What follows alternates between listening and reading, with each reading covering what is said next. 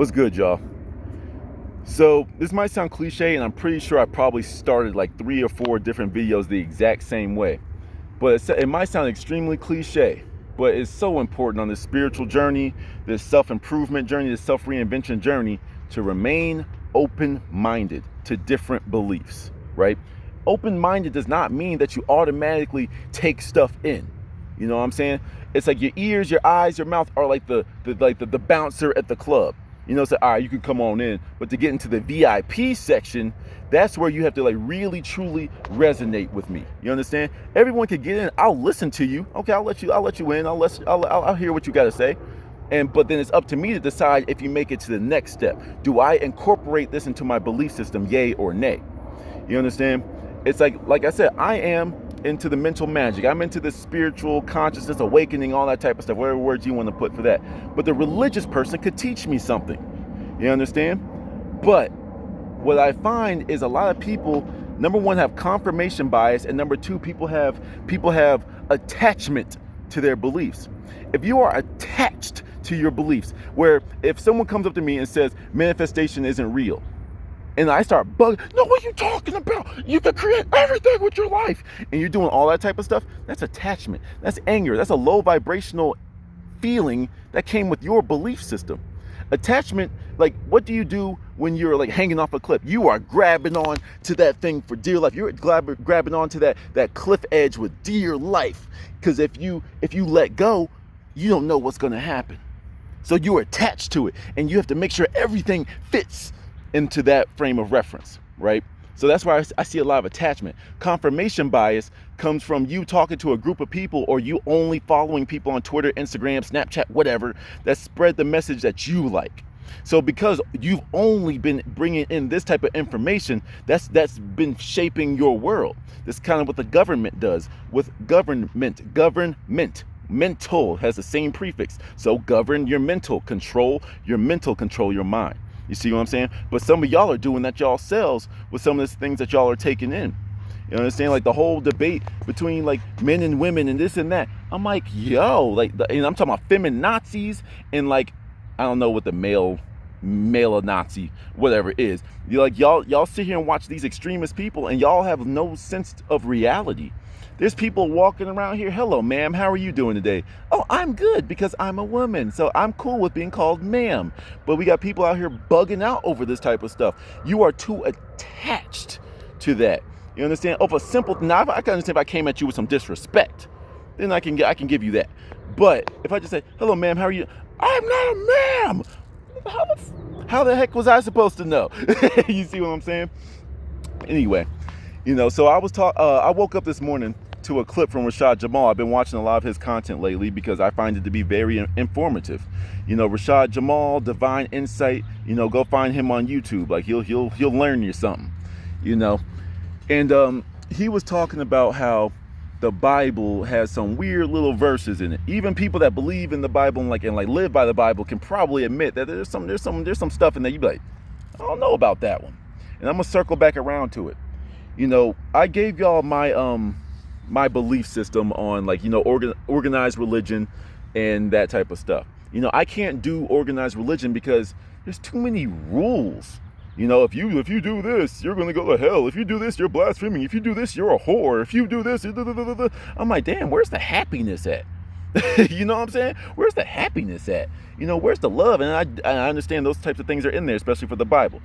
You know, but one thing I've learned is like Bible pushers and anti-Bible people alike are on the same spectrum, and they do the exact same things. They pick and choose things from the book that support their message. So they find some things that support the Bible. Look, the Bible says to do this and that and blah, blah, blah, blah, blah. This is great. Cool. And then the anti-Bible person was like, well, look at this verse. It says this and that and this and that. That's your God? That's who you believe in? That's what you're doing? You see what I'm saying? But you did the exact same thing. Your method was the exact same. So why can't I do that in the isolationist view? Y'all can go back and forth and fight all day. I'm going to do the same thing that y'all do, but just make my life happy. I like that one. Cool. Because like I told y'all, I don't know jack about the Bible. I know a couple verses here and there that I heard along my journey. But I personally cannot put the Bible up to my heart and say, I'm going to believe in every single word, because that's where I will have a discussion with some people. You believe in every single word of the Bible. Yes, this is the word of the Lord. Okay, cool. So this next question shouldn't piss you off. How much for your daughter? Let me buy your daughter. Let me buy your niece. What? Well, maybe not niece, but like, let me buy your daughter. And they'd be like, we talking about what? Yeah, no, because you gonna try to wring my neck if I said that to you. But the one that what Rashad Jamal was talking about, he said, like, what was it, Leviticus? Don't get me try to get. I'm gonna narrow it down to it was either Leviticus or Exodus. But y'all know me with the Bible. I can read it and still butcher it when I try to like rehearse or recite it. You know what I'm saying? But he was saying, like, in Leviticus, I believe, he said, like, hey, you can sell your daughter. And if you live by the word, you can sell your daughter. I mean, it's in the book. It's right there. And then when it's like, then there's like the other one that's talking about the slavery that it talks about in the Bible, saying that slaves can be inherited and sold and whatever, like property in the Bible. And say, well, if you support every single word of this book, you should be down with the slavery. You should be down with selling your daughter. You should be down with all the other things that I'm sure I'm missing in there. You understand? And this, the Leviticus and Exodus, somewhere in there, just go Google it and find it. But I'm not here to make this a religious debate. But what I'm saying is, even though the book has some crazy things in it that I don't agree with. Oh, that's cute. That's a cute little couple over there. Sorry. Even though the book has some things I agree with and disagree with, it's like I do the same thing as the Bible pushers and the anti-Bible people. I open up the book, I go shopping. Everyone has a recipe book in their kitchen, right? Everyone has a recipe book. You don't open up the recipe book every single day and read it and be like, oh yeah, I have to remember the jambalaya. And oh yeah, I have to remember the lemon pepper chicken. Oh, I have to remember this and then. No, you open up the book, you find something you like, and you go cook it. That's how I look at the Bible. That's how I look at any religion. That's how I look at any religious text. It's a tool. It's an ingredient in the recipe for my life. Okay, I don't get down with that. But look at this page right here where it says the kingdom of heaven is within you. I like that. So even though it's in the same book as something that says here's slavery, here's selling my daughter, I like that. The kingdom of heaven is within you. The works I do and greater ye shall do also. I like those. So I'm going to boop and put them into my head. You see what I'm saying? What's so hard about that? Just because you're an open-minded person does not mean you're a sheep. Just because you're open-minded does not mean that you have to take in every single idea that comes your way. It's up to you in this journey to find what works for you. But like I said before, a lot of you that are in either very spiritual or very religious, either way, you got your beliefs from people outside of you. You were born into your religion. You were born into your beliefs. What do you believe? Because like even for those of you that are in organized marriages and stuff, it's like that your mom and dad aren't even going to be married to the person they put you with. So even there, that is where your life is different. You have to live your life. So go find your truth. If you go all the way around, you do everything, you look at everything, and you say, I want to be Catholic, then cool. You found your truth. You went, you saw everything, and then you picked. You liked it. You like, that's what I'm going to do. That's how I'm going to live my life. As long as you ain't hurting other people and it brings you happiness, I have nothing to say to you. You understand? But it's just that attachment to our beliefs. It's that fear of going into the unknown to go find these truths is where we are held back in society. You know what I'm saying? When you talk bad about the government, when you talk bad about religion, when you talk bad about religious text, people want to fight over this type of stuff. I'm like, why? Come up to me and tell me that your crystals don't work. Okay, they don't. Or if I do feel like, well, actually, I've actually had some experiences with XYZ. If you want to continue to fight with me, I'm just going to ignore you. I don't have time to argue with you. I don't have time to debate with you. Why? This has been proven to me in my life. You can't tell me it doesn't work. I've seen it work. Manifestation works. Mind, mental magic works. Pushing yourself works. And that's all in the mind. All of this is in the mind. And that's what I'm saying. Everything is dictated by the mind. Like there's even some scientists that say this. Super non-spiritual people. This is like, no, science says that your brain is hallucinating your world at any given moment. But what's giving it those signals? What's giving it those signals to hallucinate? What's giving it those images? What you create in your subconscious mind. That's all this is. In my world anyway, but you might completely disagree with me. I don't care if you listen to me and 99 out of 100 things that I say you disagree with.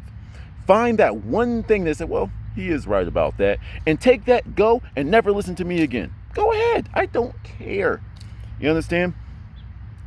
It's just very important that you just stay open-minded. Even if you become a master and you're the one that I can make that tree fall over right now if I wanted to. Like, you know what I'm saying? If I were that good, you know, I could just be like, you know what, tree, move over real quick. Disintegrate in the sand for me real quick. I should remain open-minded to something else, because that even like the new person will have such a not naive, innocent question. Something that seems like it's so simple, but it's something that you may have never even thought of in your entire journey. You got to this level of mastery, but you didn't think about, why didn't you just do that? Why didn't I just do that? Hold on one second. Wow, cool. And because I learned from someone just starting out, I'm a master, man, whatever, man. It's like mastery is something that is applied to you. I don't believe in people that call themselves masters. I don't, because we're always students. We're always learning, and that's how you should be living your life, always learning. You know, I hate it. I'm sorry. I hate it. And I say that word on purpose. Hate it.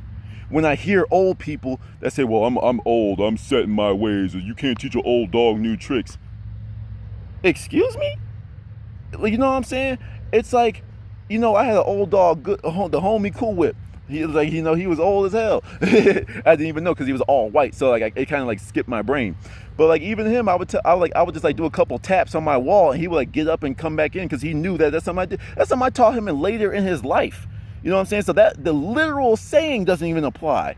The literal saying doesn't even apply. So when I hear people, especially when you like, you know, 40, 50, 60, I talk to my, shout out to grandma, hi grandma, is like, you know, it's like, I talk to my grandma and she learns stuff from me. She said, hey, I've been learning about this. I wanted to ask you about that. My 80-some-year-old grandma is learning stuff. But then like I had to get on my parents' butt a while back. I'm like, yo, you're 50. Let's just assume you're going to live to 100. You got half of your life to continue learning. You have half of your life to continue learning, but y'all got stuck. And you needed me to come light the fire under your ass. You understand? Never stop learning, you know, and don't get too much of an ego because of how much you've learned. Because of my principle, you know, that I live by, you know, I know nothing. You know, I can learn all day, blah, blah, blah. And I can learn for years and years, decades. And I'm still going to learn something else that might completely change my worldview on things. You understand? That's how I live my life. Always learning, always trying to better myself, always trying to find that thing that takes me to the next level, because this world is infinite. So there's always a next level, and the next level, and the next level. I don't give a damn if you start flying around, you doing kamehamehas, you know, you can make any man fall in love with you. You can make any woman swoon. You can make money appear from the sky. I don't care. There's something else for you to learn in this world. And we have too much to learn to get pigeonholed into one way of thinking, into one religion, in my opinion, into one religion, into one belief system, into one spiritual practice, into one political belief. You understand? You know, we have too much in this infinite world to learn. So when you want to like fight over that one thing that you believe, I'm always down for someone to disprove me about something. But there's certain things I understand. You know, that's why you're open-minded. I'll listen to you. But these simple senses are the bouncer. Okay, we'll let you in. But if you start acting too wild, I'm going to kick you right back out. You see what I'm saying? So when I have my belief systems, manifestation is real. Well, this is why I believe manifestation isn't real. Or the way that you talk about it, I disagree with, because I believe it's this is XYZ. Okay, well, tell me about it. Okay, cool. I see where you're coming from with that, but it's not enough for me to change my belief. But I do like what you're saying, though. You know, if you can articulate that in a different way, maybe I'll adopt it, maybe I won't. Or maybe I'll just make that another option. You know, I don't have to completely adopt it. I'll just say, well, if my way didn't work one time, I'll try your way. There's nothing wrong with trying things out, experimenting. You know, and keep that trying word in context, because I'm gonna make a different video in the future about like stop trying to do things. But anyway, you know, it's like this is just the world I live in, man. And, you know, and it's like I really want y'all to remain open-minded and continuously experiment. You know, when you're a kid, you put random things in your mouth. You know, I find that the blue crayon tastes better than the red ones. You know what I'm saying? So you find these things out by experimentation. It's a joke, but like, you know, I find these things through experimentation. Remain childlike. in this life. Experiment. Go walk up to the tree and look at the leaves. Go find the little different little divots on the leaves. Go find the little different types of insects crawling up there. Go look at the channel of ants that is going up there. If you didn't go up and look, you would have never seen the ants. You would have never had that different view of that same tree that's been there every single day. You know, one of my things I do in my push-ups, on my last push-up, I hold it for like 5 to 10 seconds.